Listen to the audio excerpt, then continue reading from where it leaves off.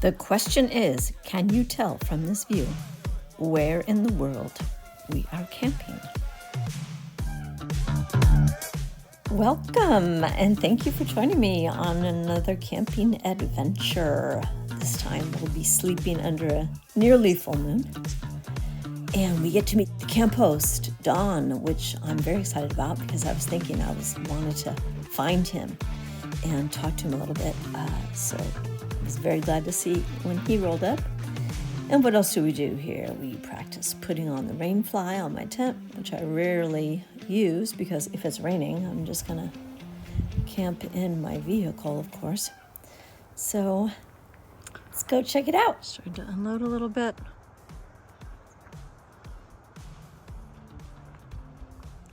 Took site, I think this is 7.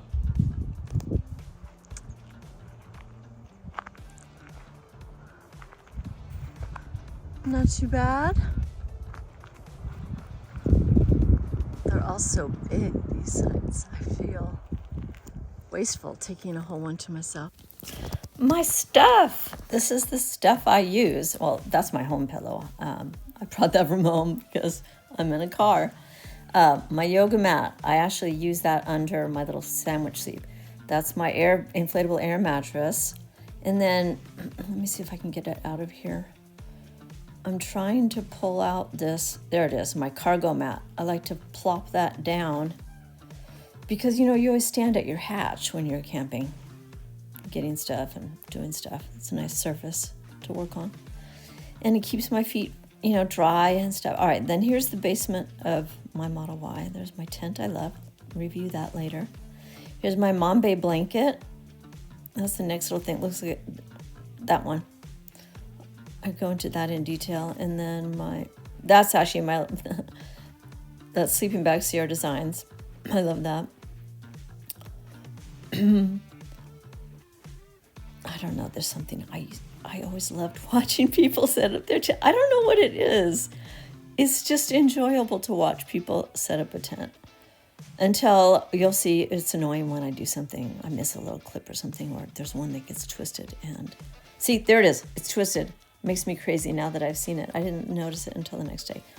Anyway,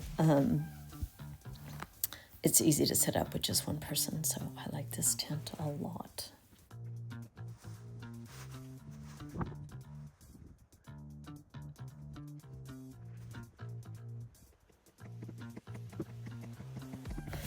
I was trying to remember when I bought this tent. I actually went to look it up since I was going to be talking about it in this video. And I bought it in October of 2020.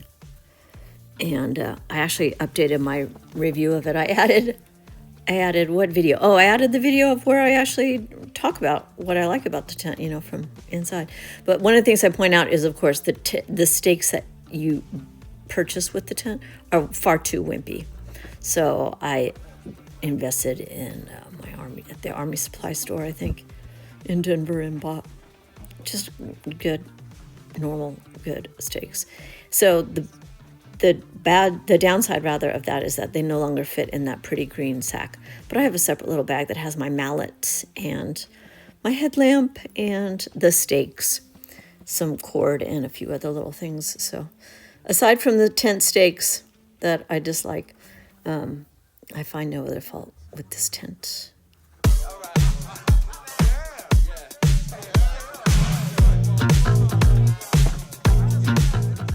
6 p.m.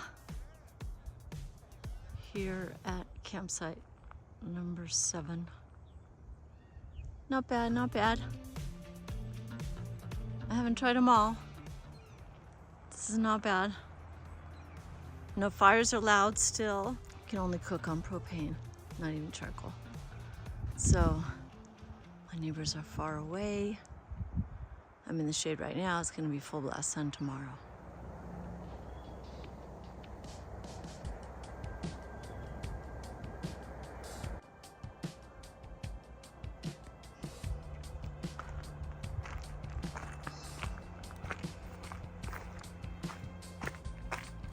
Watch your step. All right. I do I actually love this tent. Trying to remember when I bought it.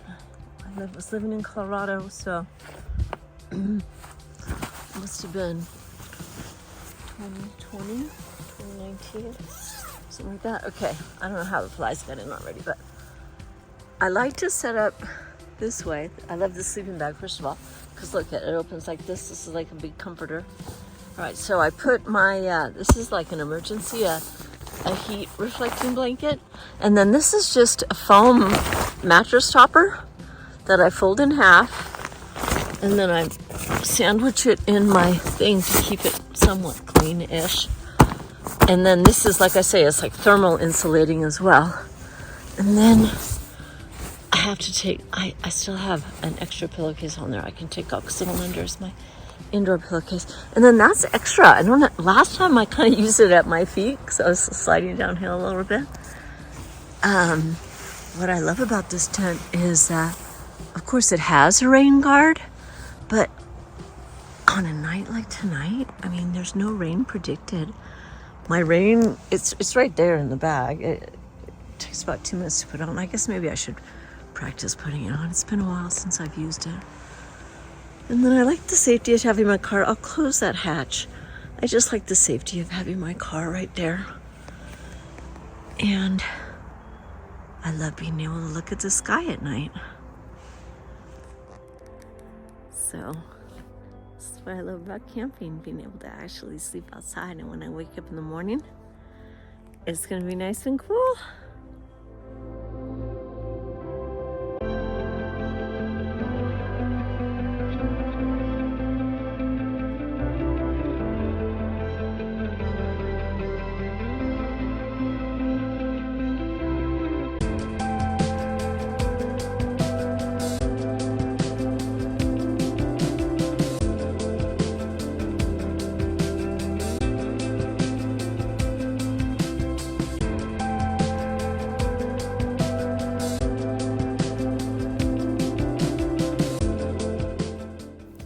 This is classic for rim camping, these red rocks that go right to the edge. And I'm such a wimp, I won't even go to the edge. It's too scary for me. It's gorgeous. I love it here.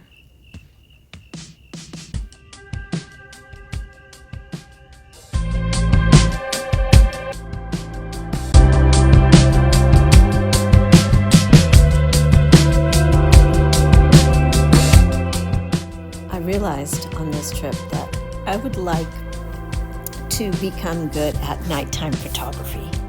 Wouldn't that be great to be able to take pictures of the night sky? It was lovely. There weren't as many stars as last time I was there, but I had a hard time sleeping. I think it's because I didn't eat well and I had to get up in the night. And then, of course, the moon was so bright, it's just shining out there like a spotlight, reflecting off my Tesla. Crazy.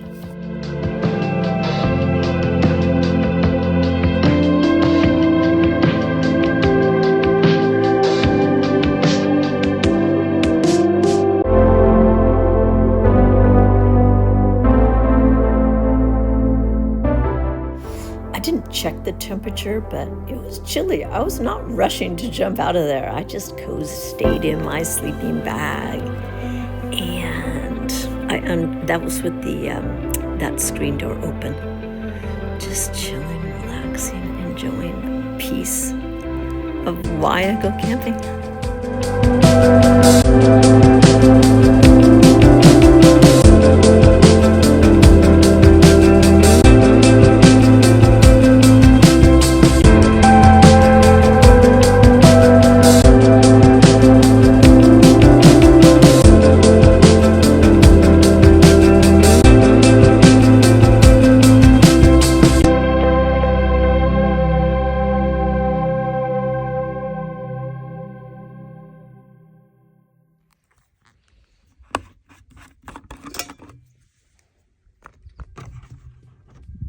And now for the most important task of the day, making coffee.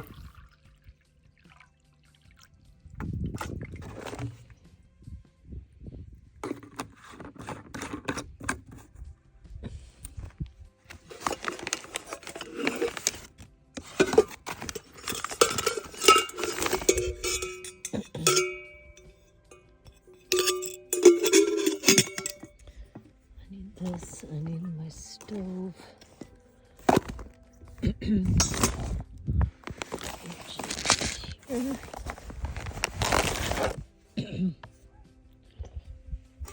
Kettle. Water.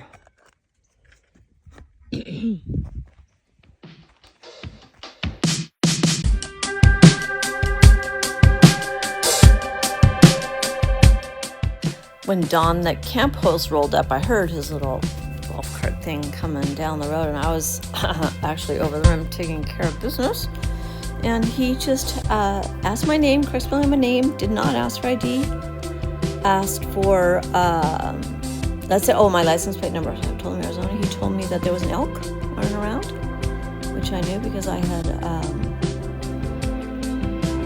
had encountered that elk at campsite 13. So I knew about the elk. He also told me that there were rattlesnakes to be aware of. So I said, thank you very much, Don. Have a great day. There are vault toilets at the entrance, and the cost per night, $0. One packet of oatmeal would have been more than enough. Now what am I going to do with this? Now I have to get rid of it. Ugh.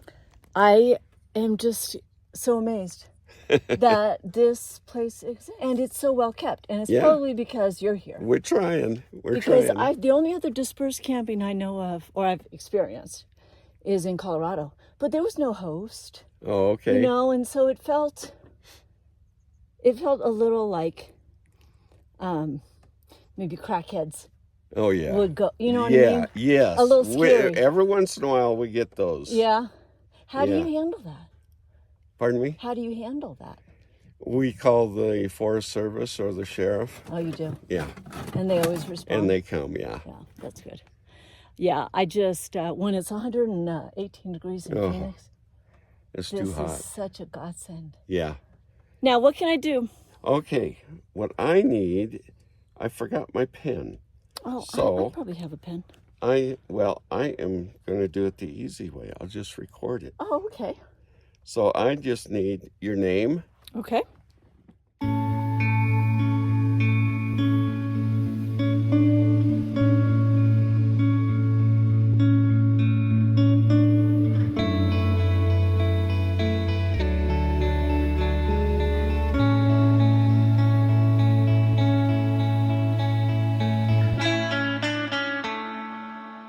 So, my understanding is that for it to actually try to be waterproof, this outer rain shell should not be touching. See how there's space there? I don't know if you can see, but it should be touching just the metal. See, we can see dirt in there. Now, I don't know how, and that's why these stays are for, is to keep the rain jacket off the inner part. And then this is actually supposed to be some kind of foyer. I guess I could put put those down and stake them down. You have like some birds, you can put boots or something right there. I do like that. And then I just rolled that up sloppily, that entrance. I do like that there are two entrances. This one has kind of the foyer. I like these big openings. These zippers are very easy to get. I'm only one, but if you're two people, then even one person, you appreciate having two ways to get in and out. I'm gonna put my shoes outside here. And then, what a view, huh? Not hard to understand why I love this place. All right, so now we're inside. It's already hot.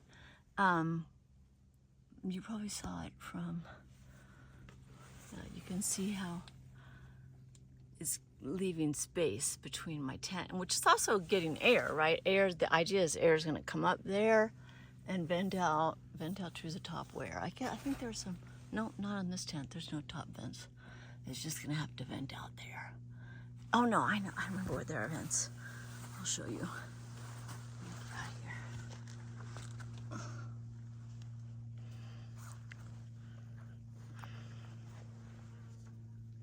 I think, yeah, here's a little vent on the roof right there. Trying to be.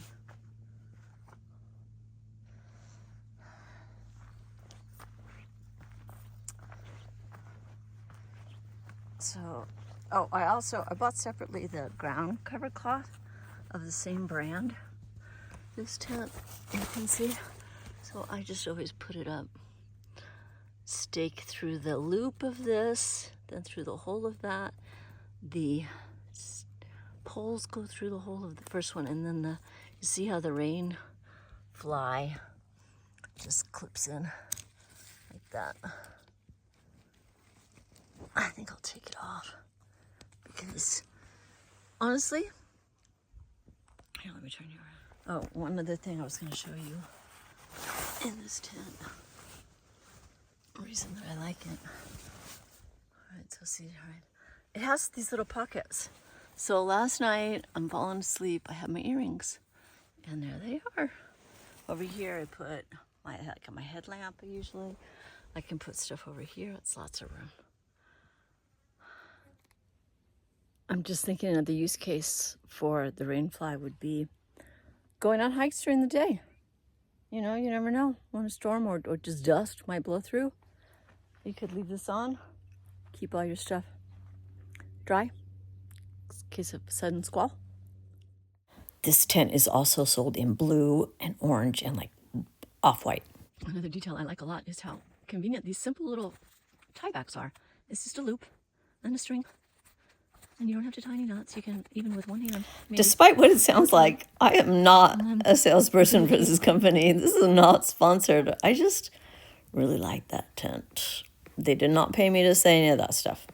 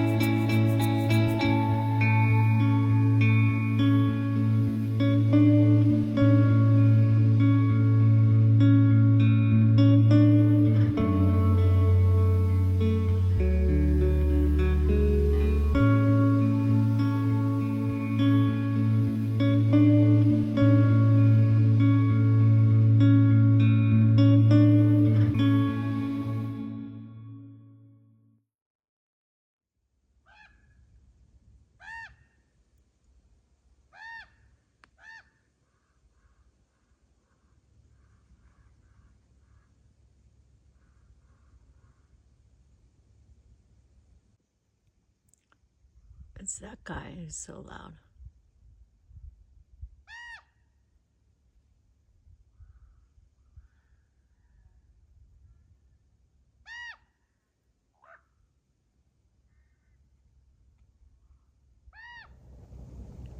I'm just thinking about how to earn money. Should I apply maybe at Sprouts so that I can get an employee discount and buy better food?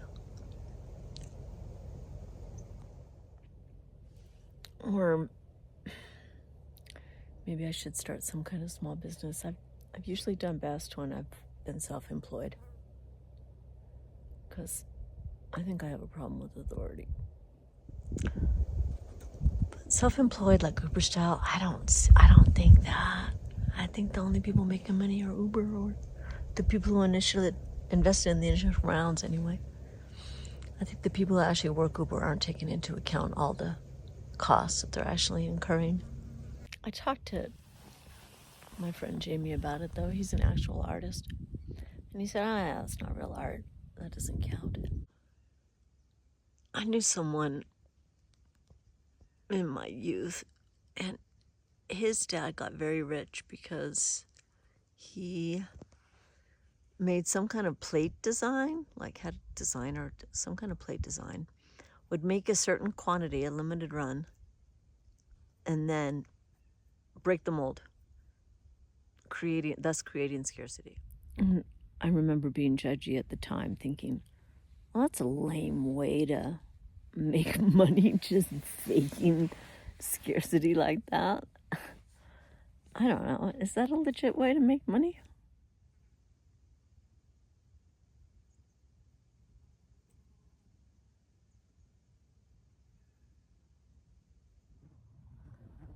Can we please talk about a cooler? This cooler.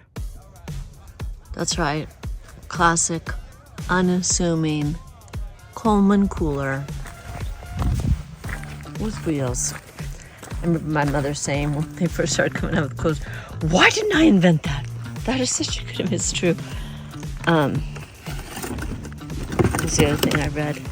Somebody was saying, well, Einstein, how many times did Einstein walk through the airport with his luggage and not think of putting wheels on it? So sometimes it's not just how smart you are, it's just being able to see things differently. Anyway, what else do I love about this cooler? I love that it has the cup holders.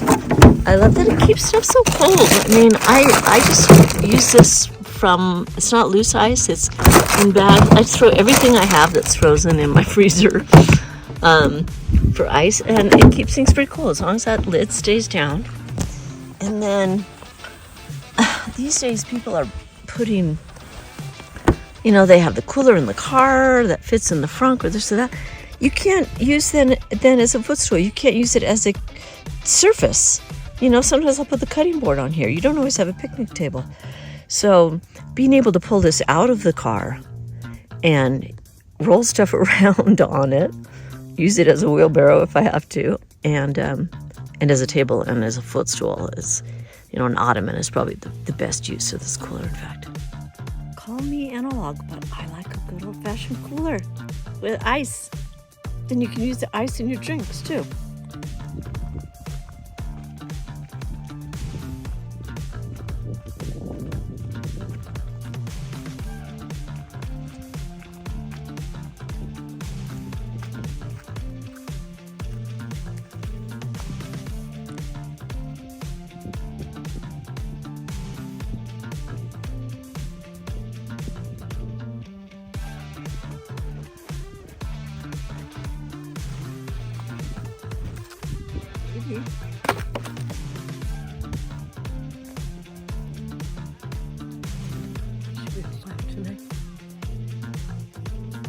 I'm including this to prove that I do actually brush my hair.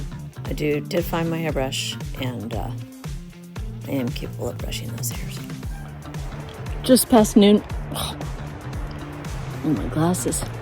Just checked the temperature in the tent. It was 1,048 degrees. So I'm thinking of taking the rain thing off, but then look, the clouds, that's where our squall could come from. So I'm not in there. I might as well just leave it on. I'll take it off when this is in the shade. We're going to be in the shade in a few hours here. Speaking of shade, this is all I've got left here. I've retreated to this little bit. So, not a lot of shade here. This is the UV light sterilizing station. Socks, gloves, and shoes. I need to eat. What are the options? Caprese salad sounds good. I just am too lazy to make it. You know? Same with Greek salad. I'm too lazy to make it. And then even when I do make it, it's best if I let it sit, you know, for 30 minutes. And then I have to empty a container because I didn't bring an actual salad bowl. Oh no, I remember. I can eat watermelon. You know what I could do? I could eat watermelon with yogurt right now. That'll at least give me some energy. Plus it'll be cool and refreshing. And then I'll have the container. I'll use the watermelon container to make my tomato salad, whether it's Greek salad or caprese. Thanks, guys, for helping me figure that out. Now, of course, when things are in your cooler and you don't have a picnic table, to try to get to the thing at the bottom of the cooler It was a whole operation. So I'm putting my ice on the chair for now. And trying to, and by the way, did I guys show you my food for the, I don't think I did. I had forgotten that you can make little videos in Keynote, and I was trying to, be somewhat organized. But look at this. This is like for 4 days. This isn't for a week of camping. Ridiculous. So, and especially, when you don't have this stuff pre-ready, having to make my tomato salad, but I can't make it in advance. You're not going to make tomato salad in advance. There's lots of other stuff that's better choices for camping, pasta salad or whatnot. Oh, these olives, they cause trouble later. That's another disadvantage. In a refrigerator, things can spill and have a mess, but unfortunately, the lid of those olives opened and I had a bit of a mess when I got home, and of course put 95% of all this food back into my refrigerator. Refrigerators are convenient for sure. There is much ado these days about, the type of refrigerators, DC refrigerators that are meant for cars or vehicles, van lifers that are always showing that stuff off. But I don't know. I already don't like using a lot of power in my car. I mean, I arrived here, I had 89 miles left. And if I had to be running a refrigerator, does it run on my low voltage battery or my high voltage mileage battery? I don't know if I'm ready to do that. I'm still, I don't want to commit to the power, and I don't like having to have my food always be stuck in that one place. I can't take it out of my car, bring it to the picnic table. It seems to me an old-fashioned cooler, even with its inconvenience. Well, their coolers are just as inconvenient as far as trying to reach something in the bottom, right? Unless you can open the door like your fridge at home, something's going to be buried.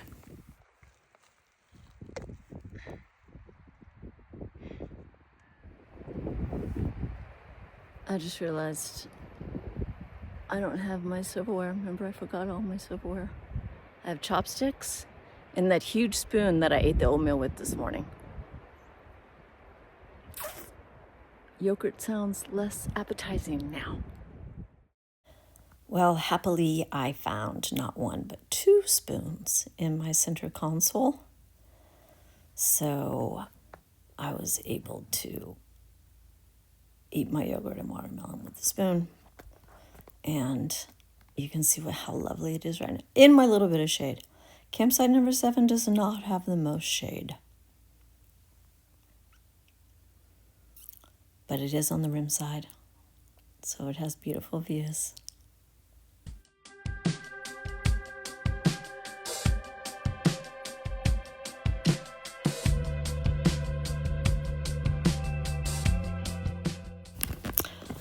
I've seen people that have those glider rocker camping chairs. And I have to say I'm a little bit jealous, but the way I managed to put this chair down just so that 2 legs were touching, not 4, and I was able to make a little rocker out of it. I've seen some chairs that are even more minimalist, camping chairs that don't have the arms, and I have to say I love this one. I think it's a good mix of having arms without being as fancy as a rocker chair.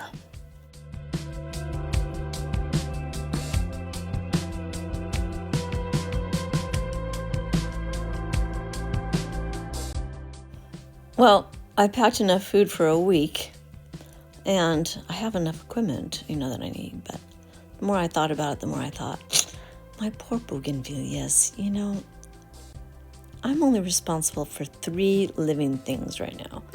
My 1 indoor plant that has been able to survive, and then the 2 bougainvilleas. And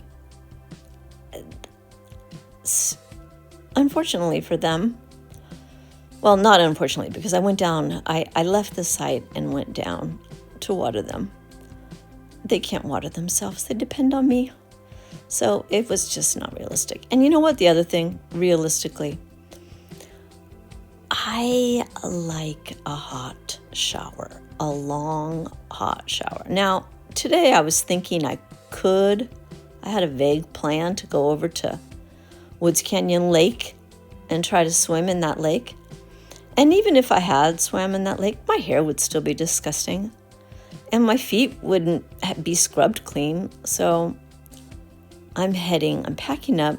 I'm going to head down. I'm going to take a long hot shower, and I will be there in the morning to water those bougainvillea plants. Thought I'd bring you out to the rim one last time. I realize that I'm making this footage for myself so that when I have too much arthritis or I'm too decrepit, I can remember when I used to do this.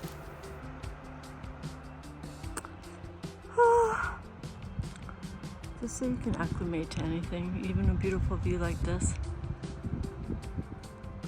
I guess so.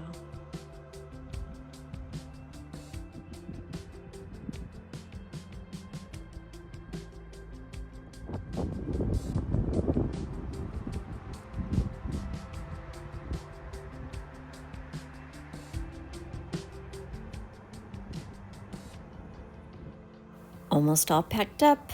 Just have the chair out now. Enjoying this golden hour time of day. And the light is a little less harsh. Sitting in the shade, the shadows getting longer. I got a text message back from a friend whom I'd reached out to earlier in my morning emo moment. And saw a beautiful reply that said, "Not at all. I don't know why you're feeling bad. You're a great friend, and I look forward to seeing you again. Please come visit." So, felt great.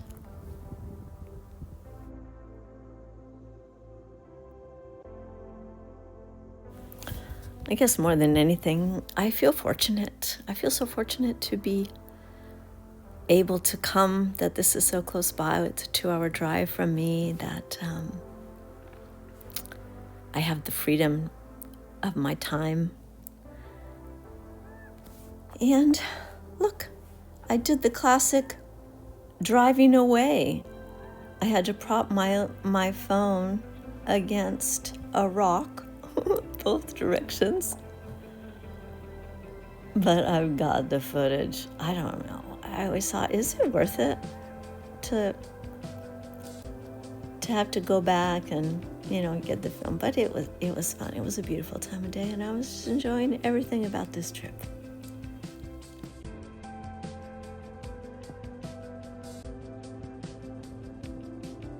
And yes, this is not slowed down. I was driving very slowly on these roads.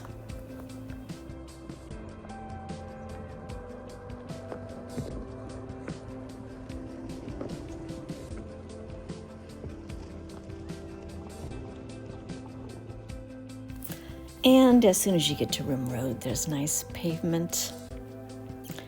And it was a very easy drive back down. I was thinking about stopping at the grocery store, but I decided that no, I was just too tired. And look, as I pulled down, getting closer and closer to home, look, I got treated to this gorgeous bit of sunset. Almost the end. Thank you for watching.